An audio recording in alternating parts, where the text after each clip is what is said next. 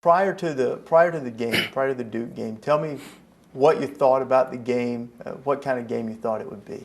Um, I thought it was one of those games where everybody would see the Louisville team that we've become, honestly.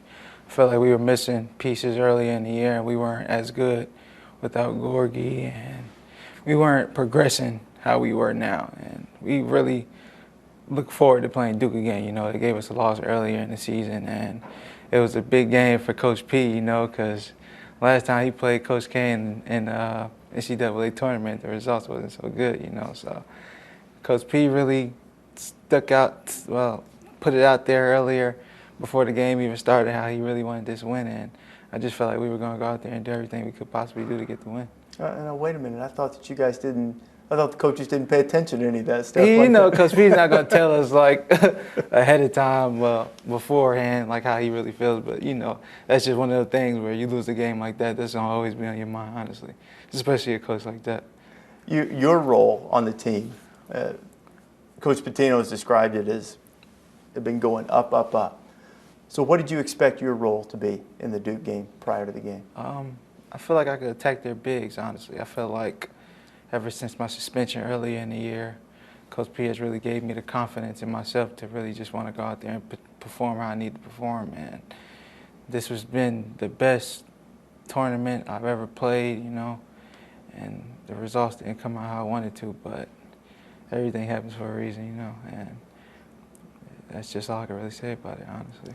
You were playing great, though. I mean, you'd gotten off to a good start. You had a bucket, had a free throw, or you had a steal. You know, How'd you feel about the way you were playing? Kind of felt like I got the steal, and then I got the and-one play, and I kind of felt like, all right, yeah, this is what's going to get me going, you know. And it was crazy because if you look back on the Duke game, I closed out on the same player, the same way on the opposite side of the court, and he made the shot. So me closing out on the same player, the exact same way, and the results that came about, you know, it was shocking, honestly, and it was just one of those things where I couldn't believe it. Honestly, I honestly didn't feel pain. It was more so a shock. Like I've never felt like anything like that in my life, you know. When you were closing out on him, how you made the comparison to the earlier time, and how does that closeout compare to the thousands of times you've done it in games or practice or any other time? Talking to my peers and my stepdad, he basically was just telling me when I closed out, I had no idea where I was going to land, you know. He was like, I jumped so high and kind of looked back to see if the shot went in. I had no idea where my foot was going to land. So me just thinking like, all right, I always do this a million times, you know. I never thought that when I looked down at my leg, it'd be broke, you know. And it was just, it was crazy, honestly. When you were lying there, when did you realize that your leg was broken? Honestly, I thought it was just like my ankle or something, you know. And Coach P kind of like gave it away, you know. He went to help me up, and he kind of glanced at my leg, and his eyes just got huge. So I'm looking at Coach P like, what's wrong with him, you know? And I kind of looked down at my leg, and it's just automatic shock. And looking at the guys around me, like Russ and Shane, and all those guys just started crying. Like it was just something in me. Like I had to pull out like a magic trick, you know, because if I wouldn't have said what I said, you know, just me being myself and telling them, like, I'm going to be fine, you know, I really don't think we would be in the Final Four. I really don't. That's how I really feel. What do you remember about your teammates' reaction? I remember Russ's face. Russ looked like he just saw a ghost. Shane just broke down in tears. Montrez and Wayne hit the ground, you know. I remember our assistant coach, Kevin Keats, he just kind of like grimaced and looked away. And my reaction to it was, how is this possible? Like I didn't see myself really putting myself in a situation where I thought I would be able to break my leg, you know. But it's just one of those things where if it was going to happen, it was supposed to happen, and it happened, you know. You mentioned that you felt like if you hadn't said the things you did, you hadn't responded the way you did, you guys wouldn't have made the Final Four. You're a pretty quiet guy. Very quiet. Where did that come from? What do you think motivated you, made you feel like you had to talk to your guys before you left? Seeing Luke rushed over there to me, honestly, and he was just like, Kevin, calm down, and I'm going to say a prayer for you. And while he's saying his prayer in his head, like, it's either I'm going to start crying while he's saying his prayer, I'm just looking at Russ, I'm looking at Shane and everybody, and they're just breaking down. So I'm like, nah, you could just hold these tears in for a little while longer, you know. And that's exactly what I did. And Coach P was right there. I'm looking him dead in his eyes. I said it probably 15 times, like, Coach, I'm going to be good. You just got to win this game. And as I kept saying it, he called the guys over there, and I'm pulling on their jerseys, and everybody's starting to take in what I was really saying, and I was fine. Once I heard them yelling Kevin, and I hear I'm going out the arena, and I'm hearing the crowd applauding, and they're getting back into the game, I'm like, yeah, it would be fine, you know. And after my surgery, it was kind of like I didn't know, like, that Coach was there, because I guess the medication and everything had me so out of it. Like, I really didn't know he was there, and I looked over to my left and kind of like, is that the trophy, you know? And it just brought tears to my eyes, honestly, and it was one of the greatest feelings of my life. After that moment, when you kind of pulled the guys together, and then they're taking you out of the arena, what was your biggest concern at that point? I just wanted to know that we was going to win this game, honestly. That was the only thing going through my head. I honestly wasn't concerned about the injury. I kind of felt like if that was the last time I played basketball, I left my mark, you know. And it was tough, honestly. And I just got some great brothers, honestly, and they played their hearts out the second half, you know. And what did it mean to you to wake up and see that trophy there?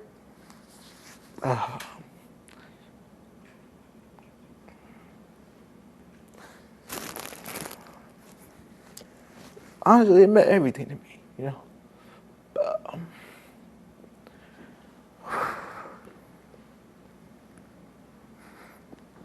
They went out there and did that for me, you know.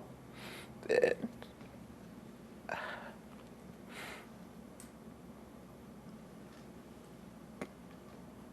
I just, it's words can't explain, you know.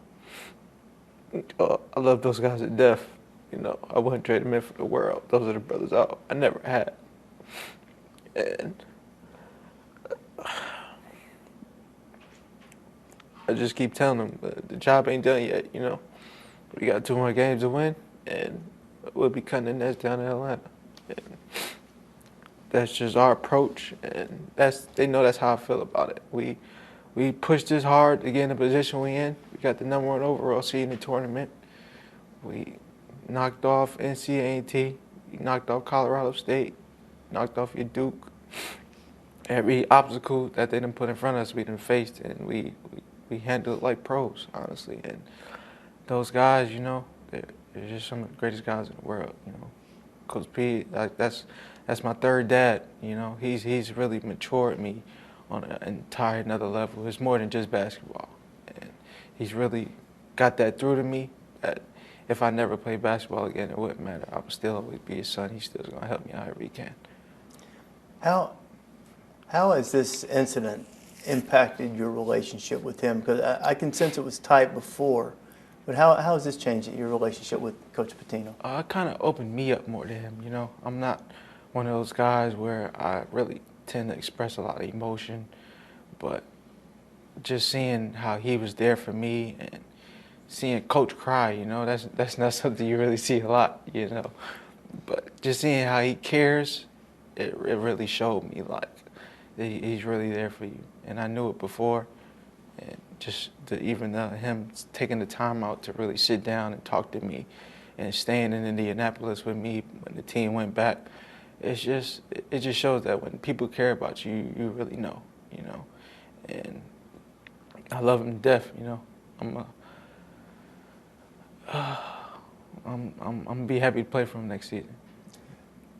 Shane, I think, at one point You said you two guys were sort of like peanut butter and jelly. What'd you think about him wearing your jersey around? You've seen that video? Yeah, I've seen the pictures. I've seen the He video. doesn't look as good in it as you do. Nah, not as close. You know, he's too big. You know, but nah, that's really it to it.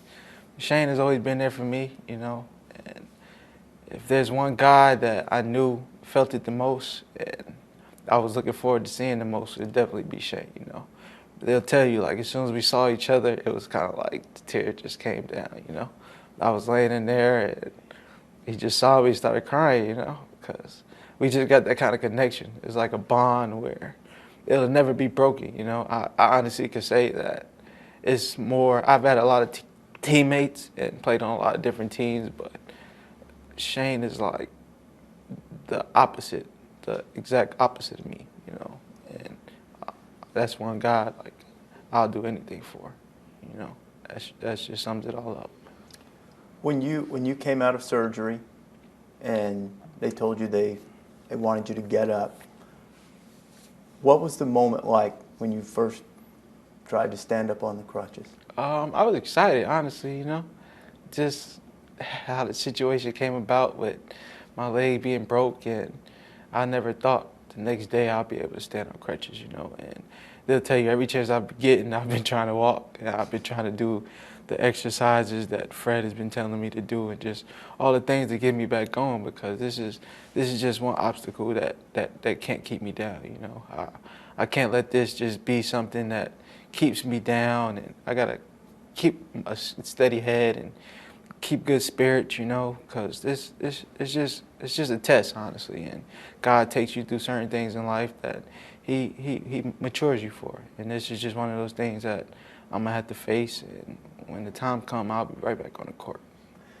I've been following you on Twitter. You've been very open about it. You've tweeted some pictures. You've been very inspirational. Why do you think that you've been so open about facing this struggle? Because I've seen all the people there for me. You know, it was shocking, just some of the guys that reached out to me, along with all of the support I've been getting from people that I've just been here for a day, you know, and everybody really cares, and just to see that many people care about you, it just shows that they're really interested and they understand your true character, honestly. And I'm gonna keep reaching out, you know, to as many people as I can, because at this point they deserve it. They're backing me up, so a conversation or a couple words or a phone call or anything, whatever they need to just get that boost, you know. And I know my situation isn't the worst. I know a lot of guys have been paralyzed from same kind of accidents, you know. I'm not the same, but